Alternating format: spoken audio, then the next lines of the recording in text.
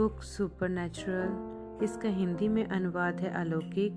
अध्याय 39, कोलोराडो पर्वत श्रृंखलाएं 1947 की गर्मियों की इस सभा श्रृंखला के समाप्त होने के बाद विलियम ब्रनम घर लौटने का मन बनाने लगे कि जाकर अपने परिवार से मिलें और थोड़ा विश्राम करें, जिसकी बहुत ज़्यादा ज़रूरत थी।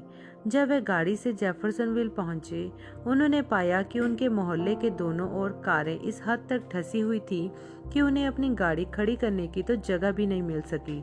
अपने घर पर पहली निगाह पड़ते ही समझ में आ गया क्यों।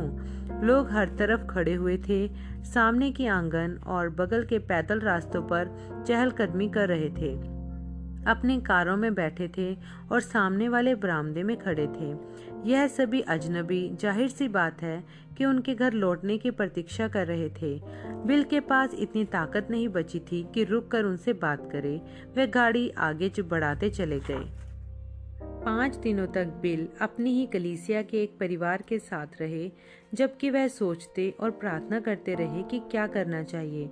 अंततः ब्रैनम टैबरनिकल से कुछ डीकन वहां पहुंचे और जमा लोगों से बातचीत की, यह समझाते हुए कि बिल को थोड़ा आराम और अकेलापन चाहिए। भीड़ छट गई और बिल घर चले गए। इस समय तक साल भर से काफी ज्यादा समय बीत गया था। प्रभु के दूत के आकर उनसे मुलाकात करने और उन्हें कार्याधिकार सौंपने के पश्चात कि दिव्य चंगाई के इस वरदान को लेकर संसार के लोगों के पास जाए। इस सेवकाई के परिणाम उनके सबसे अतिशयोक्तिपूर्ण स्वप्न से भी कहीं ज्यादा बढ़ गए थे। एक ही वर्ष के छोटे से समयांतराल में उनकी सेवकाई एक दीनहीन शुरुआत से बढ़कर उत्तरी अमेरिका के दसियों हजारों लोगों के जीवनों को छू गई थी। ऐसी जबरदस्त बढ़त एक भारी कीमत चुकाए बगैर नहीं आई थी। 1 वर्ष तक लगातार मेहनत के कारण हुए जबरदस्त तनाव अब उन पर वाकई में असर डालने लगे थे। प्रार्थनाओं की लंबी रातें, बहुत कम नींद और लगातार एक शहर से दूसरे शहर आना जाना, यह सब मिलकर बिल की थकान का कारण बन गए। फिर भी कुछ और भी शामिल था, ऐसा प्रतीत होता था। कुछ ऐसा जो कि आत्मिक था, जिसे समझने में बिल को परेशानी हो रही थी। सभा श्रृंखलाओं के दौरान जब बिल का बायां हाथ दुष्ट आत्मा के कंपनों के कारण फूल जाया करता था, तो वह किसी बीमारी के लिए मात्र एक शारीरिक प्रतिक्रिया से कुछ ज्यादा होता था। वह एक आत्मिक युद्ध होता था। हालांकि यीशु मसीह की सामर्थ हमेशा बड़ी ही साबित हुई थी, फिर भी यह दुष्ट आत्माएं बगैर लड़ाई किए कभी नहीं जाती थी। बिल को प्रत्येक लड़ाई का प्रभाव महसूस होता था।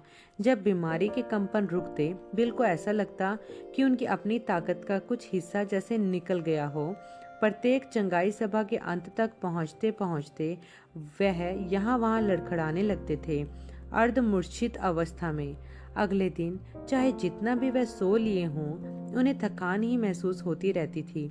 फिर अगले दिन की प्रार्थना पंक्ति शुरू हो जाती और फिर से बिल 4 से 5 घंटों तक दुष्ट आत्माओं से लड़ते हुए बिताते थे। बीमारों के लिए प्रार्थना करते समय उनको अपनी ताकत वापस अर्जित कर पाने लायक मौका ही नहीं मिलता और उनकी कमजोरी की यह हालत लगातार बिगड़ती ही गई। वह जानते थे कि उन्हें अपने कठोर व्यस्तता से एक अवकाश की जरूरत है। हो सकता है कि यदि वे कुछ महीनों की छुट्टी ले लें तो वे अपनी आंतरिक शक्ति को फिर से बहाल कर लें। बिल ने सितंबर का ज्यादातर समय अपने नए घर की योजना में व्यतीत किया। उन्होंने जेफरसनविल की 208 यूइंग लेन पर एक प्लाट खरीदा और फिर एक स्थानीय ठेकेदार को निर्माण का काम सौंपा। बिल अपनी चिट्ठियों के जवाब भी देते रहे। उन्होंने कई दिन जंगल में अपनी गुफा में अकेले बिताए, खुदा के आगे प्रार्थना निवेदनों को रखते हुए। उन हजारों प्रार्थना निवेदनों के लिए जिनका उनकी अनुपस्थिति में ढेर लग गया था। सैकड़ों ऐसे पत्र भी थे जो सेवादारों ने भेजे थे, उनसे निवेदन करते हुए कि वह उनके इलाके में जाकर भी चंगाई सभाएं करें। जाहिर सी बात है, वे उन सभी की इच्छा तो पूरी नहीं कर सकते थे। जितना ज्यादा बिल इसके लिए प्रार्थना करते, उतना ही ज्यादा उन्हें वह सुझाव जो गार्डन लिंडसे ने कई माह पहले दिया था पसंद आता गया। रेवरेंड लिंडसे ने प्रस्ताव दिया था कि वे प्रशांत महासागर के उत्तरी पश्चिमी इलाके की एक यात्रा की व्यवस्था कर देते हैं। लिंडसे ने सुझाया कि यह सभाएं एक निर्भीक नई संकल्पना के आधार पर व्यथित की जाएगी। इस बात का आंकलन करते हुए कि बिल की बेजोड़ सेवकाई विभिन्न श्रेणी के डिनोमिनेशनों के मसीहों को आकर्षित करेगी, रेवरेंड लिंडसे जितनी संभव हो सके उतनी सारी विभिन्न डिनोमिनेशनों को एक संयोगी प्रायोजिता में इकट्ठा करना चाहते थे। इस सुझाव से बिल उत्तेजित हो गए, क्योंकि जब से स्वर्गदूत ने उनसे मुलाकात की थी और उन्हें उनकी सेवकाई सौंपी थी, वह यह आशा करते आ रहे थे कि उनकी सेवकाई टुकड़ों में चितर चुकी मसीही समुदाय को फिर से एक करने में मददगार साबित होगी। उन्होंने उस दर्शन के बारे में सोचा जो उन्हें 1933 में आया था, जिसमें वह फलों के 2 बगीचों के बीच में खड़े हुए थे। दोनों ही बगीचों से सेब और प्लम इकट्ठे कर रहे थे। यह तब था जब प्रभु ने उनसे कहा था, एक सुसमाचार प्रचारक का काम कर। बिल ने हमेशा ही उसका अर्थ यह लगाया था कि उन्हें सभी डिनोमिनेशनों में सुसमाचार का प्रचार करना है और कभी भी स्वयं किसी एक समूह के साथ नहीं जुड़ जाना है। सो वह खुश थे रेवरेंड लिंडसे को प्रशांत महासागर के उत्तर पश्चिमी इलाकों में सभाओं की एक श्रृंखला आयोजित करने का काम सौंपकर, जो कि नवंबर के पहले हिस्से में होनी थी। 1947 के अक्टूबर में बिल ने लंबी छुट्टियां ली। कोलोराडो के पश्चिम की यात्रा के दौरान उन्होंने लादू घोड़े किराए पर लिए और रॉकी पर्वतों में बहुत ऊंचाइयों पर चले गए, सवारी करते हुए, ताकि कई हफ्तों तक शिकार करेंगे, तंबू लगाकर रहेंगे और अपने सिरजनहार के साथ बातचीत में गुजारेंगे। हालांकि पिछला वर्ष उन्हें दसियों हजारों लोगों के साथ सीधे संपर्क में ले आया था, लेकिन अपने दिल में वह अभी भी एक जंगल के प्रेमी मनुष्य थे। यहाँ ऊंचाइयों पर स्थित घाटियों और कोलोराडो के रॉकी पर्वतों की ऊंची चोटियों के बीच वह घंटों तक पैदल घूम फिर सकते थे, भीड़ से मुक्त और चिंताओं के बोझ से परे होकर। कैंप फायर के आसपास ठंडक की नमी जमी ओस वाली सुबह उन्हें स्फूर्ति प्रदान करती थी और गर्माहट भरी दोपहरें चीड़ के पेड़ों के बीच से अपनी हल्की हल्की हवाओं की लहरों से फुसफुसाती हुई उनकी थक चुकी नाड़ियों को आराम देती थी। एक दिन बिल को एक गोल्डन ईगल एक ऊंची खड़ी चट्टानी चोटी की एक कगार पर बैठा दिखाई दिया, जो कि एक पर्वत श्रृंखला का हिस्सा थी। वह उस उकाब को अपनी दूरबीन से देखकर अध्ययन करने लगे, उसकी जंगली खूबसूरती को सहारते हुए। कुछ देर बाद उसने अपने पंख फैलाए, स्वयं को उस कगार पर से प्रेषित किया, हवा को पकड़ा और चट्टान के सपाट हिस्से के सामने उड़ गया। उसकी शक्ति और गरिमा पूर्णता बिल के प्राण के अंदर तक गहराई में किसी चीज को हिला पाई। उस रात को अल्लाह की रोशनी में बिल ने शब्द उकाब को अपनी कॉकटर्स में ढूंढा और बाइबल में दिए संदर्भों को निकाल कर पढ़ा। एक खास अनुच्छेद ने उन्हें मंत्रमुग्ध कर दिया। निर्गमन 19:4 में प्रभु ने मूसा की सेवकाई को उकाब के पंखों से तुलना की है। भला क्यों खुदा ने अपने नबी की तुलना एक उकाब से ही की हो सकती है? शायद इसीलिए क्योंकि एक उकाब बहुत ऊंचाई तक उड़ सकता है और पृथ्वी के किसी भी जंतु से कहीं दूर तक देख सकता है। हाँ, यही तो खुदा के सभी नबियों की बुलाहट होती है। खुदा उन्हें ये समक्षता प्रदान करते हैं कि वे ऊंचाई तक पहुंच सके और आत्मिक आयाम में किसी भी और से कहीं अधिक दूर तक देख सकें, जिसके द्वारा वह भूत और भविष्य देख सकते हैं, साथ ही साथ सत्यता और झूठेपन को भी। बिल ने भविष्य के हिस्सों को देखा था और वह झलकें हमेशा सत्यता से पूरी हुई। इसका यह मतलब था कि उनमें और मूसा में कुछ समानता थी?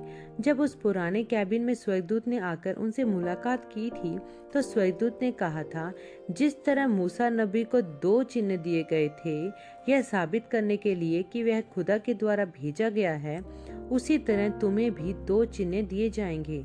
बिल ने निर्गमन 3 निकाला और उस हिस्से को पढ़ा जहां खुदा ने चरवाहे मूसा से मुलाकात की थी, उसे यह आज्ञा देते हुए कि वह मिस्र की गुलामी में पाए जाने वाले इजरायलियों के पास छुटकारे का एक संदेश लेकर जाए। निर्गमन 4 में बिल ने पढ़ा, तब मूसा ने उत्तर दिया यह कहते हुए, लेकिन देखें, वे मेरी प्रतीति ना करेंगे और ना मेरी आवाज को सुनेंगे, वरन कहेंगे कि यहोवा ने तुझको दर्शन नहीं दिया है। और प्रभु ने उससे कहा, तेरे हाथ में वह क्या है? वह बोला, लाठी। तब उसने कहा, उसे भूमि पर डाल दे, और उसने उसे भूमि पर डाल दिया, और वह एक सर्प बन गई, और मूसा उसके सामने से भागा। तब प्रभु ने मूसा से कहा, अपना हाथ बढ़ा और उसकी पूंछ से उसे उठा ले। तब उसने हाथ बढ़ाकर उसे पकड़ लिया, और वे उसके हाथ में लाठी बन गई, ताकि वे लोग प्रतीति कर सकें कि उसके पितरों के प्रभु खुदावन अर्थात अब्राहम के खुदा, इसहाक के खुदा, याकूब के खुदा ने तुझको दर्शन दिया है। फिर प्रभु ने उससे यह भी कहा कि अपना हाथ अपनी छाती पर रख कर ढांप। सो उसने अपना हाथ छाती पर रख कर ढांप लिया। फिर जब उसे निकाला, तब क्या देखा कि उसका हाथ कोढ़ के कारण हीम के समान श्वेत हो गया है। तब उसने कहा, अपना हाथ छाती पर दोबारा रख कर ढांप। और उसने अपना हाथ फिर से छाती पर रखकर ढांप लिया, और जब उसने उसको छाती में से निकाला, तब क्या देखता है कि वह फिर सारी देह के समान हो गया है। तब यहोवा ने कहा, यदि वे तेरी बात की प्रतीति ना करें और पहले चिन्ह की आवाज को ना सुने, तो फिर वे दूसरे चिन्ह की आवाज की प्रतीति करेंगे। जाहिर सी बात है कि खुदा जानते थे कि इजराइली इस बात का विश्वास करने में कितना झिझकेंगे कि मूसा एक नबी है जिसे महान मैं हूं ने भेजा है। वह दो चिन्ह खास तौर से प्रभावित करने और विश्वास दिलाने के लिए बनाए गए थे। साफ जाहिर है कि कोई भी मनुष्य अपने आप उस प्रकार की चीजों को तो कर नहीं सकता था। वह चिन्ह खुदा की अलौकिक सामर्थ्य को प्रकट करने के लिए थे। मूसा की ही तरह बिल ने भी अपनी कमियों को ही देखा था जब स्वर्गदूत ने यह कहा था कि उसे संसार के लोगों के पास दिव्य चंगाई का वरदान ले जाना है। साफ जाहिर है कि कोई भी मनुष्य अपने आप उस प्रकार की चीजों को तो कर नहीं सकता था। वह चिन्ह खुदा की अलौकिक सामर्थ्य को प्रकट करने के लिए थे। मूसा की ही तरह बिल ने भी अपनी कमियों को ही देखा था जब स्वर्गदूत ने यह कहा था कि उसे संसार के लोगों के पास दिव्य चंगाई का वरदान ले जाना है। मूसा ही की तरह उसे भी अपनी सेवकाई की पुष्टिकरण के लिए दो चिन्हों का वायदा दिया गया था। उन्होंने अपने बाएं हाथ पर नीचे दृष्टि डाली। सभाओं में रात बरात उन्होंने अपने उस हाथ की पिछली ओर को विभिन्न बीमारियों के कंपनों के द्वारा सूज जाते हुए देखा था। जब यीशु मसीह दुष्ट आत्मा को निकाल भगाते, बिल देखते कि उनका हाथ फिर सामान्य हो जाता था। यह कभी असफल नहीं हुआ था। लेकिन इस दूसरे चिन्ह का क्या मामला है? स्वर्गदूत ने कहा था, यदि तुम नम्र, दीन और सत्यनिष्ठ बने रहोगे, तो ऐसा होगा कि तुम दर्शन के माध्यम से उनके हृदयों में छिपे भेदों, गुप्त बातों तक को बता दोगे। तब फिर लोगों को तुम पर विश्वास करना ही पड़ेगा। इसका क्या मतलब था? यह कब होगा? बिल ने एक और लट्ठा आग में डाला और एक पेड़ से टिककर अधलेटे हो गए, इस अचरज के साथ सोचते हुए कि और कौन कौन सी समानांतर एक जैसी बातें हैं मूसा और उनकी जिंदगियों में। जब खुदा ने इजराइल को मिस्र की गुलामी से छुड़ाने के लिए मूसा का इस्तेमाल किया, तो उन्होंने स्वयं को दिन के समय एक बादल में और रात के समय आग के स्तून में प्रकट किया था। निश्चय ही पीछे एक इतिहास में देखें तो खुदा कई सारे विभिन्न रूपों में प्रकट होते आए हैं। फिर भी बादल और आग का स्तून उनकी दो सबसे ज्यादा प्रयोग की गई परवान मालूम पड़ते थे। असल में तो यह तो प्रभु आग के स्तून में ही थे जिसने जंगल में मूसा के ध्यान को पहली बार आकर्षित किया था जब उसने एक झाड़ी को चलते हुए देखा था जो भस्म नहीं हो रही थी। क्या वह आग का स्तून वही सितारा हो सकता है जो मजूसियों को फारस से बैतलहम लेकर आया था, जहां उन्होंने शिशु यीशु को पाया था? मत्ती 2:21-1-2। यह तो निश्चित रूप से एक अंधा चकाचौंध कर देने वाला ज्योति था जिसने तारशी शाऊल को पौलुस प्रेरित में परिवर्तित कर दिया था। प्रेरित 9:1-5। क्या वह आग का स्तून वही रोशनी था जो उस सुबह उस कैबिन में प्रकट हुआ था जब उनका जन्म हुआ था? क्या यही वह धधकता सितारा भी था जो उनके ऊपर प्रकट हुआ था जब वह 1933 में अपने पहले परिवर्तित लोगों को बपतिस्मा दे रहे थे? क्या वह वही रोशनी था उस पुराने कैबिन में प्रकट हुआ था जिस रात को स्वर्गदूत उनसे मिलने आया था? वह स्वर्गदूत उस ज्योति के मध्य में से निकलकर बाहर आया था जिसे आग के स्तून के रूप में समझाया जा सकता था। आखिर क्या संबंध है आग के स्तून और प्रभु के दूत के बीच? हर बार जब स्वर्गदूत बिल के पास इंसानी रूप में आया, वह अलौकिक ज्योति स्वर्गदूत के सिर से कुछ ही फीट ऊपर चक्र स्वरूप घूमता पड़ता था। प्रभु के दूत के विषय में सोचते हुए बिल को अचानक बेचैनी महसूस होने लगी। बिल की चंगाई की सेवकाई के पहले वर्ष भर स्वर्गदूत उनके पास कई बार प्रकट हुआ था। अब यह 6 महीने बीत चुके हैं जब से पिछली बार स्वर्गदूत ने आकर मुलाकात की थी। बिल ने वेंडेलिया एलिनोई के बाद से अब तक स्वर्गदूत को नहीं देखा है।